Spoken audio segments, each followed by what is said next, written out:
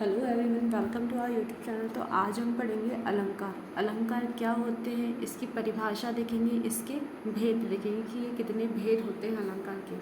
तो चलिए स्टार्ट करते हैं इसकी परिभाषा। काव्य की शोभा बढ़ाने वाले साधनों को अलंकार कहते हैं। देखिए, अलंकार क्या होता है, जो काव्य है, आप कुछ लिख रहे हो, किसी चीज़ का उदाहरण दे रहे हो या कोई ऐसी चीज़ जो आप विशेष रूप से दर्शाना चाहते हैं, उन सभी की जो शोभा बढ़ती है वो किसके द्वारा बढ़ती है? अलंकारों के द्वारा। बिना अलंकारों के हम काव्य की या किसी भी चीज़ की शोभा नहीं बढ़ा सकते। जो काव्य को अलंकृत करे वह अलंकार है। अलंकार का शाब्दिक अर्थ है आभूषण।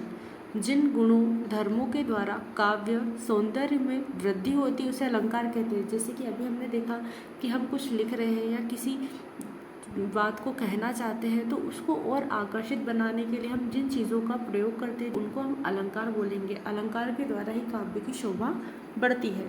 अब देखते हैं अलंकार के भेद कि अलंकार के भेद कितने होते हैं। तो अलंकार के भेद है, अलंकार के 3 भेद होते हैं। पहला है शब्द अलंकार। देखिए, शब्द अलंकार को देखते हैं कि इसमें क्या होता है।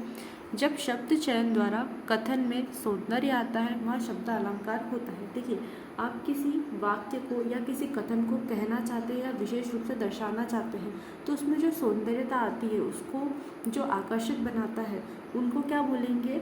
शब्द अलंकार। यानी कि हम जिन शब्दों का चयन कर रहे हैं उस वाक्य को आकर्षित बनाने के लिए, सौंदर्य बनाने, सुंदरता दर्शाने के लिए, तो वहाँ पर हम शब्दों का विशेष रूप से चयन करेंगे जो कि हमारे शब्द अलंकार के बीच में आएगा। तो चलिए इसका उदाहरण देखते हैं।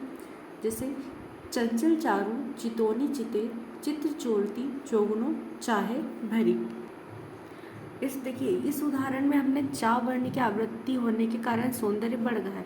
आप देख सकते हैं, चंचल चारू चितौनी चिते, चित्र चोरती चोगनो चाह भरी। इन सभी वाक्यों में, इन सभी वर्णों में चा वर्ण सबसे ज़्यादा आवृत्ति हुई है, चा वर्ण की बार बार। तो इस उदाहरण में चा की जो आवृत्ति हुई है बार बार, उसके कारण हमारे इस वाक्य में सुंदरता आई है। यदि इन चा वाले शब्दों के स्थान पर उनके पर्यायवाची शब्द रख दिए जाए तो सौंदर्य नहीं रहेगा। हमें एक समान शब्दों का चयन करना होगा जिससे हमारे वाक्य में सुंदरता आएगी। अनुप्रास, यमक, श्लेष्म, वक्रोक्ति आदि शब्द अलंकार के भेद होते हैं। दूसरा अलंकार है हमारा अर्थ अलंकार। चलिए इसको देखते हैं। जहाँ कथन में अर्थगत सौंदर्य होता है उसे अर्थ अलंकार कहते हैं। अर्थात काव्य के अर्थों और भावों को चमत्कारपूर्ण बनाने वाले अलंकार अर्थ अलंकार कहलाते हैं। देखिए, अभी हमने देखा था शब्द अलंकार में हमने वहाँ शब्दों का विशेष रूप से चयन किया था जिससे हमारे कथन में सुंदरता आई थी।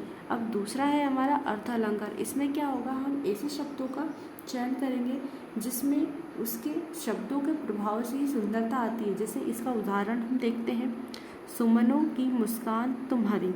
इसमें सुमनों के स्थान पर फूलों या पुष्प को रख देने से अलंकार और अर्थगत सौंदर्य में कोई अंतर नहीं पड़ता है।